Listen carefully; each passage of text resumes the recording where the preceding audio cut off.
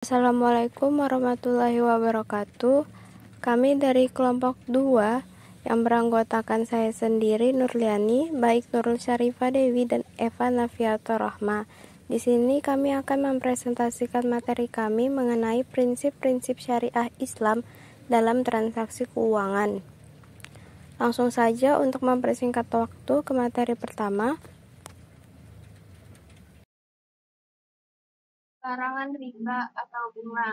Yang pertama ada pengertian riba. Secara etimologis, kata riba itu bermakna zada wa nama yang berarti bertambah atau tumbuh. Sedangkan secara terminologis, riba itu bermakna melebihkan keuntungan dari salah satu pihak terhadap pihak lain dalam transaksi jual beli atau pertukaran barang sejenis tanpa memberikan imbalan atau kelebihan.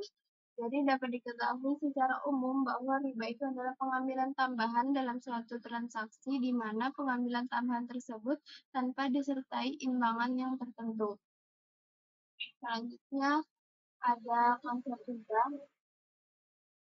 Jadi prinsip riba dalam ekonomi Islam itu berlaku untuk segala aspek ekonomi, bukan hanya transaksi keuangan. Misalnya di bawah sistem perbankan syariah.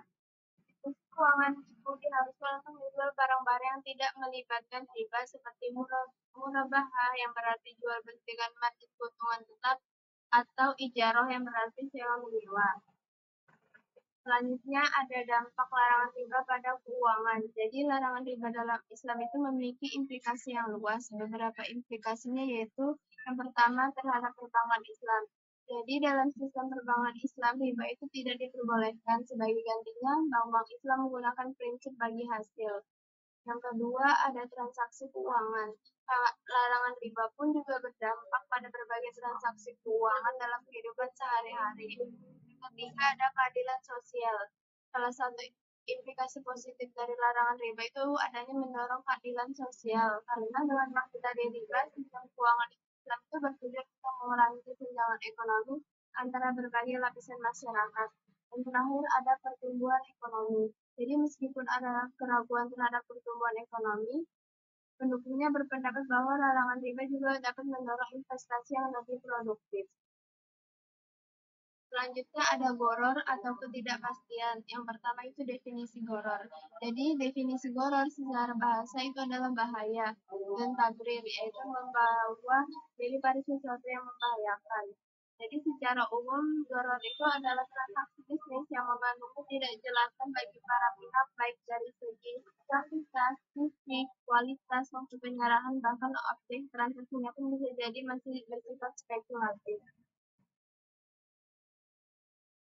Adapun macam-macam goror yaitu yang pertama ada jual beli benda yang tidak diserah terimakan, jual beli benda yang belum ada, jual beli benda yang tidak jelas harganya, dan jual beli benda yang sifatnya tidak jelas. Adapun goror yang diperbolehkan yaitu adanya hajat. Adanya hajat di sini artinya terdapat kebutuhan untuk melakukan transaksi yang mengandung ketidakjelasan karena suatu hal yang sangat penting. Yang kedua ada goror yang jumlahnya sedikit itu tetap diperbolehkan. Jadi kadar penentu sedikitnya itu terletak pada pemakluman para pihak. Contohnya itu ketika menemukan dan naik angkutan umum itu biasanya ongkosnya baru diketahui ketika sudah sampai tujuan. Ketika ada goror dalam akad baru, jadi goror dalam akad baru ini artinya tolong menolong, jadi sifatnya itu tolong menolong itu tidak apa-apa.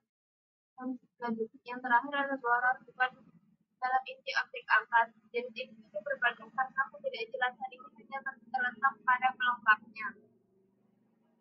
Yang selanjutnya ada bagaimana cara mengelola goror dalam keuangan syariah. Jadi goror itu dapat dihindari apabila yang pertama menentukan rincian transaksi dengan jelas.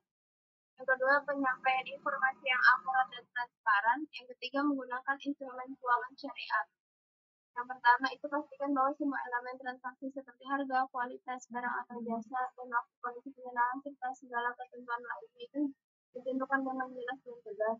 Yang kedua itu penyampaian informasi yang akurat dan transparan. Jadi sebelum melakukan transaksi, pastikan bahwa pihak lain telah memberikan informasi yang diperlukan secara transparan. Dan yang terakhir menggunakan instrumen keuangan syariah. Jadi beberapa transaksi terutama di sektor keuangan itu menggunakan instrumen keuangan syariah yang mana dapat membantu menghindari boror.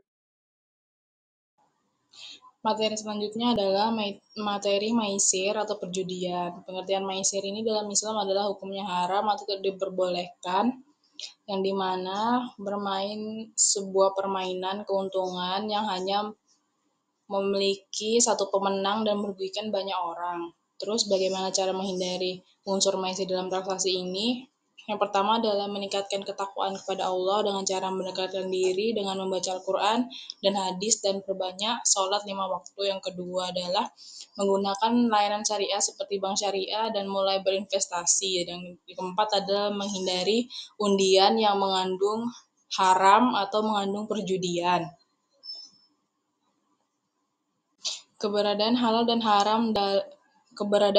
haram dalam transaksi. Yang pertama adalah halal berarti sesuatu yang diperbolehkan menurut hukum Islam atau prinsip syariah dengan berinvestasi dan menabung ke layanan perbankan syariah Indonesia.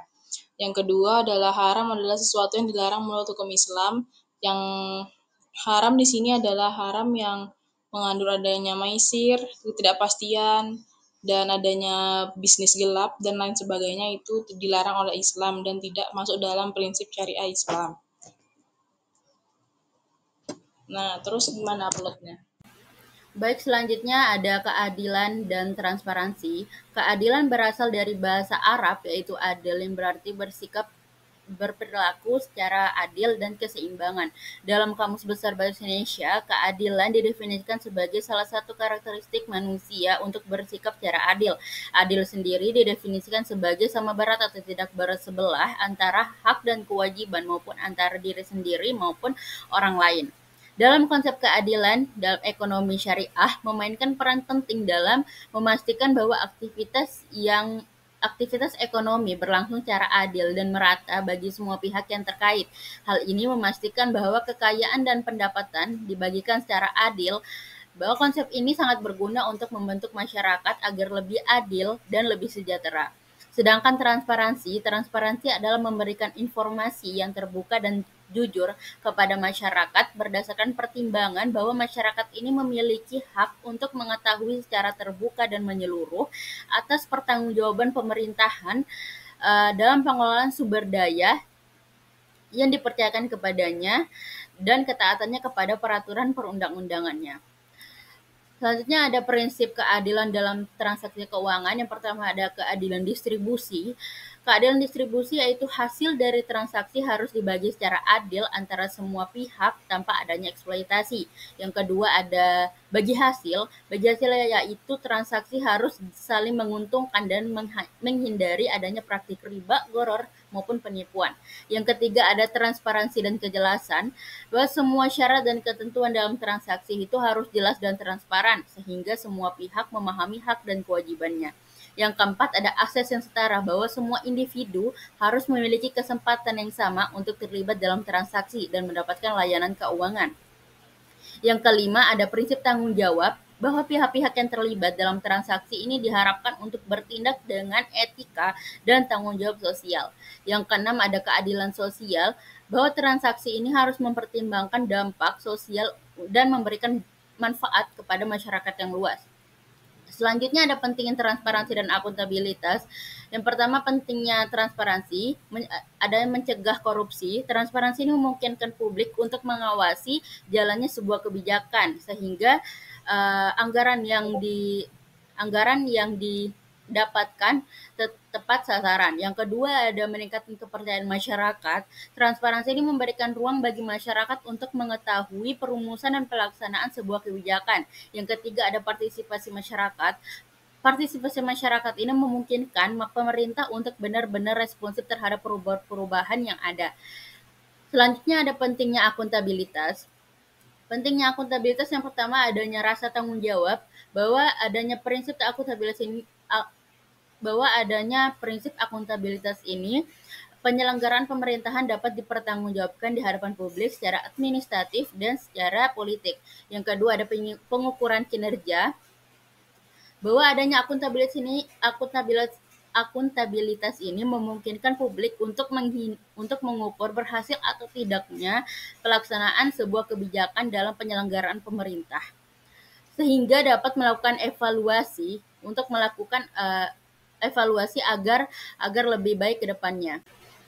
Selanjutnya yaitu prinsip etika dalam keuangan syariah. Yang pertama ada etika bisnis dan keuangan menurut syariah.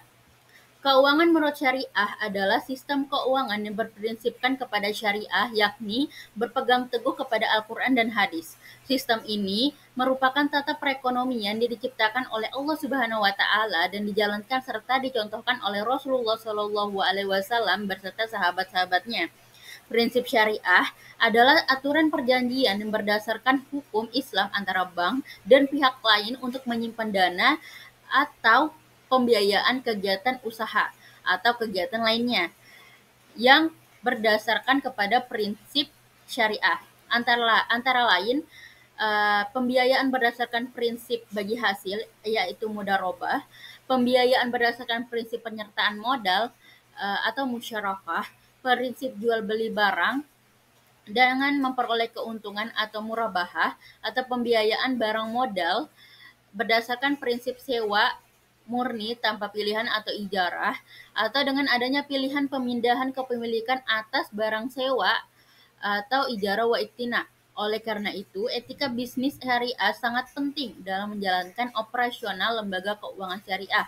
Prinsip etika ini meliputi kejujuran, keadilan, dan tanggung jawab sosial. Lembaga keuangan syariah harus memastikan bahwa semua kegiatan operasionalnya ini tidak bertentangan kepada prinsip-prinsip syariah. Yang kedua ada implementasi etika dalam praktek keuangan sehari-hari. Yang pertama ada seluruh transaksi harus dilakukan secara adil tanpa unsur penipuan atau eksploitasi, termasuk menghindari praktik riba dan gharar yang dilarang dalam Islam. Yang kedua adalah segala transaksi ini harus berdasarkan akad yang sah dan sesuai dengan prinsip-prinsip syariah seperti mudharabah, musyarakah, murabahah. Untuk memenuhi akad ini memastikan bahwa semua pihak ini terlibat dalam mematuhi tanggung jawab mereka. Yang ketiga ada meningkatkan pemahaman tentang etika keuangan syariah di kalangan pelaku bisnis dan masyarakat umum, dapat membantu menciptakan akan pentingnya praktik etika dalam transaksi keuangan sehari-hari. Baik, itu saja penyampaian materi dari kelompok kami. Kalau ada salah dan kurang lebihnya mohon maaf. Terima kasih. Wassalamualaikum warahmatullahi wabarakatuh.